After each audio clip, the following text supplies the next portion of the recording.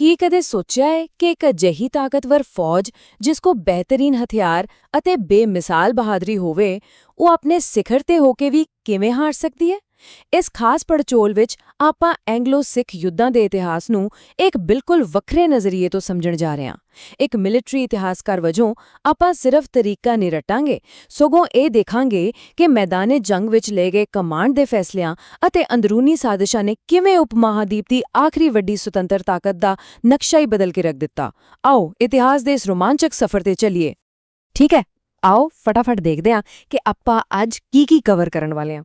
ਆਪਾਂ ਇਸ ਬਹੁਤ ਸਾਲਾ ਟਕਰਾਅ ਦੀਆਂ ਜੜ੍ਹਾਂ ਤੋਂ ਸ਼ੁਰੂਆਤ ਕਰਾਂਗੇ, ਫਿਰ ਫਿਰੋਜ਼ ਸ਼ਾਹ ਦੀ ਲੜਾਈ ਦੀਆਂ ਵੱਡੀਆਂ ਗਲਤੀਆਂ, ਸੰਧੀਆਂ ਦਾ ਜਾਲ, ਚੇਲਿਆਂਵਾਲਾ ਤੋਂ ਲੈ ਕੇ ਗੁਜਰਾਤ ਦੀ ਆਖਰੀ ਜੰਗ ਅਤੇ ਅੰਤ ਵਿੱਚ ਪੰਜਾਬ ਦੇ ਪ੍ਰਸ਼ਾਸਨ ਤੇ ਪਏ ਇਸ ਦੇ ਸਦੀਵੀ ਪ੍ਰਭਾਵਾਂ ਨੂੰ ਖੋਲ੍ਹ ਕੇ ਦੇਖਾਂਗੇ।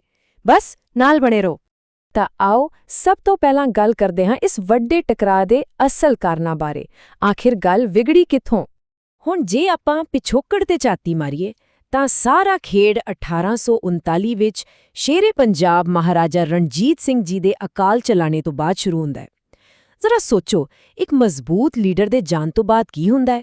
ਸਿੱਖ ਸਾਮਰਾਜ ਵਿੱਚ ਇੱਕ ਵੱਡਾ ਸਿਆਸੀ ਖਲਾ ਆ ਗਿਆ। ਲਗਾਤਾਰ ਕਤਲ, ਮਹਿਲ ਦੀਆਂ ਸਾਜ਼ਿਸ਼ਾਂ, ਮਤਲਬ ਪੂਰੀ ਤਰ੍ਹਾਂ ਅਰਾਜਕਤਾ ਫੈਲ ਗਈ। 1843 ਆਉਂਦੇ-ਆਉਂਦੇ ਸਭ ਤੋਂ ਛੋਟੇ ਪੁੱਤਰ ਬਾਲਕ ਦਲੀਪ ਸਿੰਘ ਨੂੰ ਗੱਦੀ ਤੇ ਬਿਠਾ ਦਿੱਤਾ ਗਿਆ, ਪਰ ਅਸਲੀ ਤਾਕਤ ਚਲੀ ਗਈ ਖਾਲਸਾ ਫੌਜ ਦੇ ਹੱਥਾਂ ਵਿੱਚ। ਇੱਧਰ ਅੰਗਰੇਜ਼ ਵੀ ਟਿੱਕੇ ਨਹੀਂ ਬੈਠੇ ਸਨ। ਉਹਨਾਂ ਨੇ ਸਰਹੱਦ ਤੇ ਆਪਣੀਆਂ ਫੌਜਾਂ ਇਕੱਠੀਆਂ ਕਰਨੀਆਂ ਸ਼ੁਰੂ ਕਰ ਦਿੱਤੀਆਂ। ਇਹ ਆਪਸੀ ਸ਼ੱਕ ਇੰਨਾ ਜ਼ਿਆਦਾ ਵੱਧ ਗਿਆ ਕਿ ਬਸ 11 ਦਸੰਬਰ 1845 ਨੂੰ ਇੱਕ ਇਤਿਹਾਸਿਕ ਫੈਸਲਾ ਲੈਂਦਿਆਂ ਖਾਲਸਾ ਫੌਜ ਨੇ ਸਤਲੁਜ ਦਰਿਆ ਪਾਰ ਕਰ ਲਿਆ ਅਤੇ ਇੱਥੋਂ ਹੀ ਪਹਿਲੇ ਐਂਗਲੋ-ਸਿੱਖ ਯੁੱਧ ਦਾ ਬਿਗੁਲ ਵੱਜ ਗਿਆ। ਅੱਗੇ ਵਧਦੇ ਹਾਂ ਦੂਜੇ ਭਾਗ ਵੱਲ, ਜੋ ਕਿ ਬਹੁਤ ਹੀ ਹੈਰਾਨੀਜਨਕ ਹੈ। ਫਿਰੋਜ਼ ਸ਼ਾਹ ਵਿਖੇ ਹੋਈਆਂ ਰਣਨੀਤਿਕ ਅਸਫਲਤਾਵਾਂ। ਜੇ ਆਪਾਂ ਮੈਦਾਨੇ ਜੰਗ ਦੀ ਗੱਲ ਕਰੀਏ ਨਾ, ਤਾਂ ਦੋਵਾਂ ਫੌਜਾਂ ਦੀ ਤਾਕਤ ਦਾ ਫਰਕ ਦੇਖ ਕੇ ਹੈਰਾਨੀ ਹੁੰਦੀ ਹੈ। ਇੱਕ ਪਾਸੇ ਸਿੱਖ ਫੌਜ ਸੀ, ਪੂਰੀ ਤਰ੍ਹਾਂ ਮਜ਼ਬੂਤ ਮੋਰਚਿਆਂ ਵਿੱਚ ਡਟੀ ਹੋਈ ਅਤੇ ਉਹਨਾਂ ਕੋਲ ਭਾਰੀ ਤੋਪਖਾਨੇ ਦੀ ਕੋਈ ਕਮੀ ਨਹੀਂ ਸੀ। ਅਤੇ ਦੂਜੇ ਪਾਸੇ ਬ੍ਰਿਟਿਸ਼ ਕਮਾਂਡਰ ਸਰ ਹਿਊਗ ਗਫ ਨੇ ਇੱਕ ਅਜਿਹੀ ਬੇਵਕੂਫੀ ਕੀਤੀ ਜਿਸ ਦੀ ਕੋਈ ਮਾਫੀ ਨਹੀਂ ਸੀ। ਕੀ ਤੁਸੀਂ ਯਕੀਨ ਕਰੋਗੇ, ਉਸਨੇ ਆਪਣੀਆਂ ਸਭ ਤੋਂ ਭਾਰੀ 18 ਪਾਉਂਡਰ ਤੋਪਾਂ ਪਿੱਛੇ ਮੁਦਕੀ ਵਿਖੇ ਹੀ ਛੱਡ ਦਿੱਤੀਆਂ। ਨਤੀਜਾ ਇਹ ਨਿਕਲਿਆ ਕਿ ਬ੍ਰਿਟਿਸ਼ ਫੌਜ ਦਾ ਹਲਕਾ ਤੋਪਖਾਨਾ ਸਿੱਖਾਂ ਦੀਆਂ ਭਾਰੀ ਤੋਪਾਂ ਦੇ ਸਾਹਮਣੇ ਬਿਲਕੁਲ ਬੇਅਸਰ ਸਾਬਿਤ ਹੋਇਆ। ਜਦੋਂ ਅੰਗਰੇਜ਼ੀ ਪੈਦਲ ਫੌਜ ਨੇ ਸਿੱਧਾ ਹਮਲਾ ਕੀਤਾ ਤਾਂ 62 ਫੁੱਟ ਵਰਗੀਆਂ ਰੈਜੀਮੈਂਟਾਂ ਦਾ ਤਾਂ ਬੁਰੀ ਤਰ੍ਹਾਂ ਸਫਾਇਆ ਹੀ ਹੋ ਗਿਆ। ਅੱਧੇ ਤੋਂ ਵੱਧ ਸੈਨਿਕ ਮਾਰੇ ਗਏ। ਇਹ ਅੰਗਰੇਜ਼ਾਂ ਲਈ ਇੱਕ ਵੱਡੀ ਤਬਾਹੀ ਸੀ। ਲੜਾਈ ਦਾ ਪਹਿਲਾ ਦਿਨ ਇੰਨਾ ਖੌਫਨਾਕ ਸੀ ਕਿ ਬ੍ਰਿਟਿਸ਼ ਲੀਡਰਸ਼ਿਪ ਨੂੰ ਲੱਗਾ ਕਿ ਬਸ ਹੁਣ ਖੇਡ ਖਤਮ ਹੈ। ਰਾਤ ਦੇ ਹਨੇਰੇ ਵਿੱਚ governor general sir Henry Hardinge ਪੂਰੀ ਤਰ੍ਹਾਂ ਘਬਰਾ ਚੁੱਕੇ ਸਨ। ਉਹਨਾਂ ਨੇ ਮੁੱਦਕੀ ਕੈਂਪ ਵਿੱਚ ਸੁਨੇਹਾ ਭੇਜਿਆ ਕਿ ਜੇਕਰ ਅਸੀਂ ਹਾਰ ਜਾਈਏ ਤਾਂ ਮੇਰੇ ਸਾਰੇ ਅਹਿਮ ਸਰਕਾਰੀ ਕਾਗਜ਼ਾਤ ਸਾੜ ਦਿੱਤੇ ਜਾਣ। ਇੱਥੋਂ ਤੱਕ ਕਿ ਉਸਨੇ ਆਪਣੀ ਤਲਵਾਰ, ਜੋ ਕਦੇ ਨੈਪੋਲੀਅਨ ਬੋਨਾਪਾਰਟ ਦੀ ਹੁੰਦੀ ਸੀ, ਆਪਣੇ ਇੱਕ ਅਫਸਰ ਨੂੰ ਫੜਾ ਦਿੱਤੀ। ਅੰਗਰੇਜ਼ ਬਿਲਕੁਲ ਹਾਰ ਦੇ ਦਰਵਾਜ਼ੇ ਤੇ ਖੜੇ ਸਨ। ਹੁਣ ਇੱਥੇ ਇੱਕ ਵੱਡਾ ਸਵਾਲ ਪੈਦਾ ਹੁੰਦਾ ਹੈ, ਜੇਕਰ ਅੰਗਰੇਜ਼ ਇੰਨੇ ਬੁਰੀ ਤਰ੍ਹਾਂ ਹਾਰ ਰਹੇ ਸਨ ਤਾਂ ਫਿਰ ਉਹ ਬਚ ਕਿਵੇਂ ਗਏ?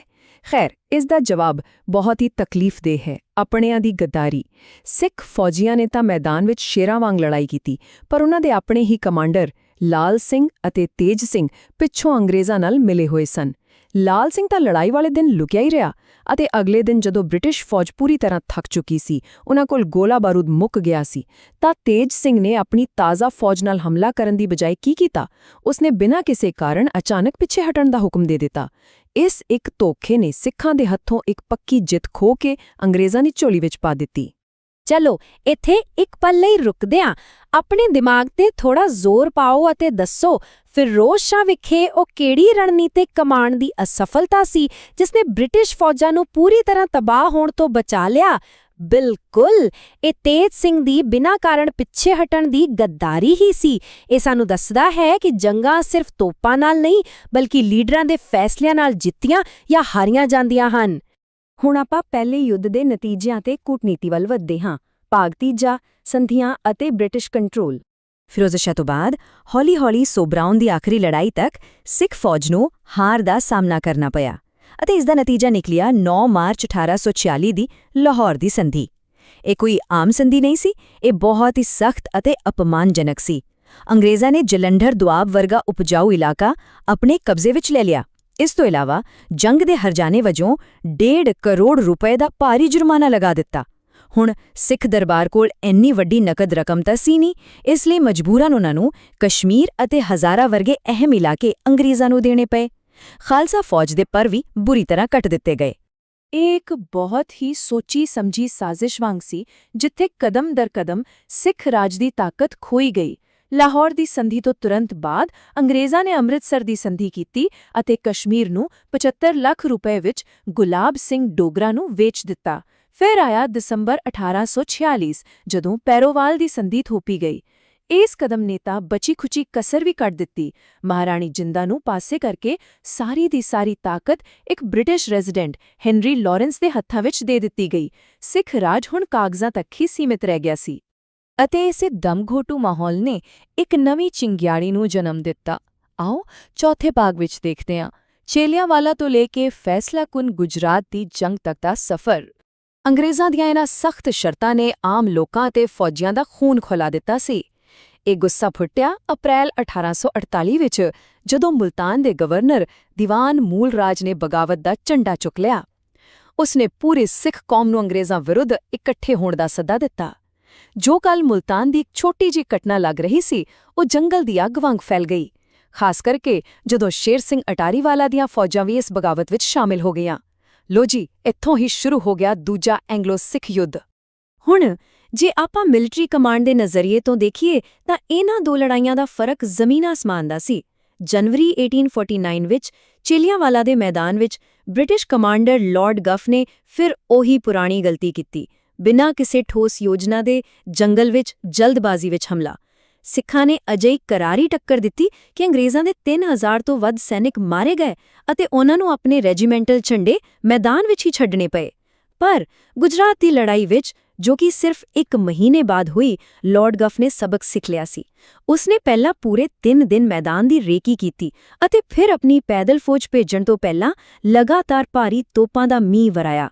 ਇਸ ਰਣਨੀਤੀ ਨੇ ਸਿੱਖ ਤੋਪਖਾਨੇ ਨੂੰ ਤਬਾਹ ਕਰ ਦਿੱਤਾ ਅਤੇ ਇਹ ਜੰਗ ਅੰਗਰੇਜ਼ਾਂ ਲਈ ਇੱਕ ਫੈਸਲਾਕੁਨ ਜਿੱਤ ਬਣ ਗਈ।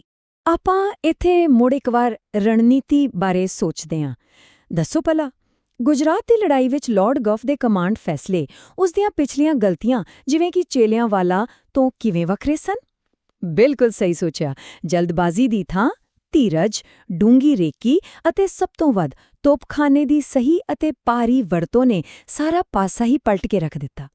ਅਤੇ ਇਸੇ ਜਿੱਤ ਦੇ ਨਾਲ ਆਇਆ ਸਾਡਾ ਆਖਰੀ ਪੜਾਅ, ਭਾਗ 5ਵਾਂ, ਪੰਜਾਬ ਉੱਤੇ ਪੂਰਾ ਕਬਜ਼ਾ ਅਤੇ ਇਸ ਦੇ ਪ੍ਰਸ਼ਾਸਕੀ ਪ੍ਰਭਾਵ। ਗੁਜਰਾਤ ਦੀ ਹਾਰ ਤੋਂ ਬਾਅਦ ਅੰਗਰੇਜ਼ਾਂ ਨੇ ਕੋਈ ਕਸਰ ਨਹੀਂ ਛੱਡੀ। ਉਹਨਾਂ ਨੇ ਤੁਰੰਤ ਪੂਰੀ ਖਾਲਸਾ ਫੌਜ ਨੂੰ ਭੰਗ ਕਰ ਦਿੱਤਾ ਅਤੇ ਸਾਰਿਆਂ ਦੇ ਹਥਿਆਰ ਖੋਲੇ। ਜਿਨ੍ਹਾਂ ਵੀ ਸਿੱਖ ਸਰਦਾਰਾਂ ਜਾਂ ਜ਼ਿਮੀਂਦਾਰਾਂ ਨੇ ਬਗਾਵਤ ਵਿੱਚ ਹਿੱਸਾ ਲਿਆ ਸੀ, ਉਹਨਾਂ ਦੀਆਂ ਜ਼ਮੀਨਾਂ ਜ਼ਬਤ ਕਰਕੇ ਉਹਨਾਂ ਨੂੰ ਦਬਾ ਦਿੱਤਾ ਗਿਆ। ਪੂਰੇ ਪੰਜਾਬ ਦਾ ਪ੍ਰਬੰਧ ਚਲਾਉਣ ਲਈ ਹੈਨਰੀ ਲਾਰੈਂਸ ਦੀ ਅਗਵਾਈ ਹੇਠ ਇੱਕ ਨਵਾਂ ਬੋਰਡ ਆਫ ਐਡਮਿਨਿਸਟ੍ਰੇਸ਼ਨ ਬਣਾ ਦਿੱਤਾ ਗਿਆ। ਹਾਂ, ਇੱਕ ਗੱਲ ਹੋਰ, ਅੰਗਰੇਜ਼ਾਂ ਨੇ ਆਪਣੇ ਫਾਇਦੇ ਲਈ ਇੱਥੇ ਨਹਿਰਾਂ ਅਤੇ ਸੜਕਾਂ ਦਾ ਐਸਾ ਜਾਲ ਵਿਛਾਇਆ ਕਿ ਇਹ ਪੂਰਾ ਖੇਤਰ ਭਾਰਤ ਦੇ ਸਭ ਤੋਂ ਵੱਡੇ ਅਤੇ ਖੁਸ਼ਹਾਲ ਖੇਤੀਬਾੜੀ ਕੇਂਦਰ ਵਿੱਚ ਬਦਲ ਗਿਆ। ਪੰਜਾਬ ਦਾ ਪੂਰਾ ਸਮਾਜਿਕ ਅਤੇ ਆਰਥਿਕ ਢਾਂਚਾ ਹਮੇਸ਼ਾ ਲਈ ਬਦਲ ਚੁੱਕਾ ਸੀ। ਅੰਤ ਵਿੱਚ ਇਹ ਪੂਰੀ ਪੜਚੋਲ ਸਾਨੂੰ ਇੱਕ ਬਹੁਤ ਹੀ ਡੂੰਘੇ ਸਵਾਲ ਤੇ ਲਿਆ ਕੇ ਖੜਾ ਕਰ ਦਿੰਦੀ ਹੈ।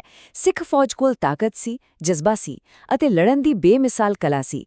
ਫਿਰ ਵੀ ਕੀ ਇਹ ਬਾਹਰੀ ਦੁਸ਼ਮਣ ਸੀ ਜਿਸ ਨੇ ਉਪ ਮਹਾਦੀਪ ਦੀ ਆਖਰੀ ਸੁਤੰਤਰ ਤਾਕਤ ਨੂੰ ਖਤਮ ਕੀਤਾ, ਜਾਂ ਫਿਰ ਆਪਣੇ ਹੀ ਨੇਤਾਵਾਂ ਦੀ ਅੰਦਰੂਨੀ ਫੁੱਟ ਅਤੇ ਗੱਦਾਰੀ ਨੇ ਉਹਨਾਂ ਦੀ ਕਿਸਮਤ ਤੇ ਮੁਹਰ ਲਗਾਈ? ਇਹ ਇੱਕ ਅਜਿਹਾ ਸਬਕ ਹੈ ਜੋ ਇਤਿਹਾਸ ਦੇ ਹਰ ਵਿਦਿਆਰਥੀ ਨੂੰ ਹਮੇਸ਼ਾ ਯਾਦ ਰੱਖਣਾ ਚਾਹੀਦਾ ਹੈ ਕਿ ਅੰਦਰੂਨੀ ਕਮਜ਼ੋਰੀਆਂ ਅਤੇ ਧੋਖੇ ਕਿਸੇ ਵੀ ਮਹਾਨ ਤਾਕਤ ਨੂੰ ਢਹਿ-ਢੇਰੀ ਕਰ ਸਕਦੇ ਹਨ। ਸਾਡੇ ਨਾਲ ਇਸ ਵਿਸ਼ਲੇਸ਼ਣ ਵਿੱਚ ਜੁੜਨ ਲਈ ਤੁਹਾਡਾ ਬਹੁਤ-ਬਹੁਤ ਧੰਨਵਾਦ। ਸਿੱਖੋ ਨਵੇਂ ਅੰਦਾਜ਼ ਨਾਲ, ਪੜ੍ਹੋ ਪੰਜਾਬ ਐਗਜ਼ਾਮ ਥਿਊਰੀ ਦੇ ਨਾਲ, ਆਪਣੇ ਸੁਪਨਿਆਂ ਨੂੰ ਦਿਓ ਉਡਾਣ। ਲਾਈਕ, ਸ਼ੇਅਰ ਤੇ ਸਬਸਕ੍ਰਾਈਬ ਕਰਨਾ ਨਾ ਭੁੱਲਣਾ।